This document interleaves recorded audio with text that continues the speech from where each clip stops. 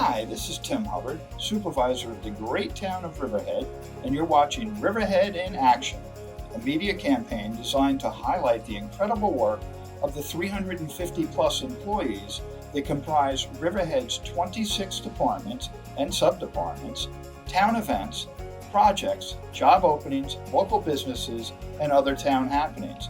I hope you find this informative and enjoyable, and thank you for watching Riverhead in Action. Welcome. Hello there, gentlemen. Mr. Supervisor, welcome to the Modern Snack Bar. How are you, Otto? I'm very good. John, how are Mr. you? Supervisor, pleasure. We are here today to film another episode of what we call Riverhead in Action, and we go around town to different businesses. Especially favorite of ours are generational businesses that have been in place for decades, which we know is a really important year for you this year. This is your 75th year in business. Yes. And my very first job when I was 16 was a dishwasher here in the back, working for your mom and dad. So many people in our community have worked here. Modern Snack Bar is an iconic restaurant. From the marquee out front, which is probably the most iconic of any marquee I can think of on Long Island, especially for a restaurant. So I remember talking to you one time, and you said to me, if you're ever going to get in the restaurant business, don't have like a diner menu where there's 500 things on the menu. And make sure the things that you have, you put love into each one of those dishes. So don't just make a chicken sandwich because you feel like you have to have it on the menu. You make that chicken sandwich the best chicken sandwich around. And you have certainly been successful in doing that here at the Modern Snack Bar. So what's your secret? I know we don't change many things. John and I were walking around the front room. We're going to do something with the paneling and the drapes. And God, there were people, don't change anything, right? I mean, What we have, we're consistent. We started out with mom and dad putting out the best food, the quality food, and we're just carrying on. We're carrying on the torch. This is the entrance to the restaurant. This was our counter. It was very popular because people sat here and watched the girls make the desserts and cut the pies and all that kind of stuff. All the grill work was back there, so we have two cooking stations. The grill that makes all the salads, the sandwiches like hamburger, Reuben's, then the kitchen is a full-blown kitchen.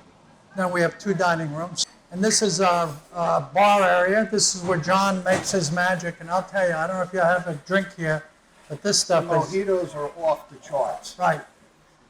And then this is our kitchen. This was added in the 70s. And it's a working kitchen. We have a service line, a prep, all that equipment back there is prep. There's 3 lemon meringues that were just made for tonight's supper crowd. Welcome to Mom's Table. There she is, the architect of this whole story here.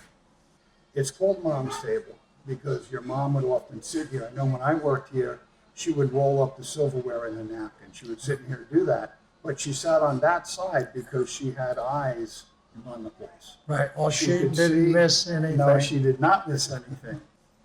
She had to convince your dad that this was the right thing to do, to buy this, didn't she? Was your father a little bit hesitant? Very hesitant. Yeah. Any addition, he was very hesitant, but he followed through. He was a guy that didn't have a lot of words to say, but he really did a lot. She impressed a lot of young people in the right way. Right. Including us two guys. Now, your mom and dad, were they born in this country? No, or were they born Dad was over in born Europe? in Poland. My mother was born in Newton Upper Falls, Massachusetts, and I was born in Poland. Okay. John was born in America. Remember, Okay. But we were really poor when we got here. We only carried a little bag, that's all we ever owned, and the clothes we wore. I tell you, she did not have, I don't know if she went beyond the 8th grade, but she was pretty sharp. You couldn't run a successful business if you weren't smart. And the work ethic. The old hard-time workers that came from nothing, like you said, just showing up with one bag, that's your whole world. Mm-hmm. And to make a dynasty, if you will, of a local iconic restaurant, it's an incredible story. So I have to tell you, I really have enjoyed interviewing you both and coming back here to do this. The flashback memories when I went to the kitchen were like overwhelming back there. So many people from the community have come through here and worked and been part of your restaurant family. That it's just amazing. And 75 years is a lot of credit to you two and definitely to your mom and dad for putting a base together and making this succeed. This is going to mean so much to many of the local people and your customers have been here, but Riverhead's a growing town, and part of the reason we do this too is a lot of people new here don't know the history of the modern snack bar. So we want to make our residents aware of all the positive things in Riverhead, and you're the heartbeat of Ackerborg. There's no doubt about that. And Thank you. You know, we appreciate all that you've done over the years and the hard work you put in to have a successful business like Thank this. you, So, sir. Thank you very much. congratulations on your 75 Thank you. years. Thank you. That's incredible. Thank you. And that's another episode of Riverhead in Action.